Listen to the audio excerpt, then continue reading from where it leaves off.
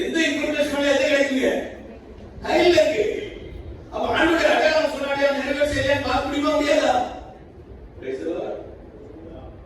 யார் பார்க்கறது? யார் பார்க்கறது? வசனம் இருக்குது. அந்த வசனம் நிறைவேற செய்யலாம் பார்க்கறது யார் பார்க்கணும்? நம்ம தான் பார்க்கணும். ஊழியக்காரர்கள் பார்க்கணும்.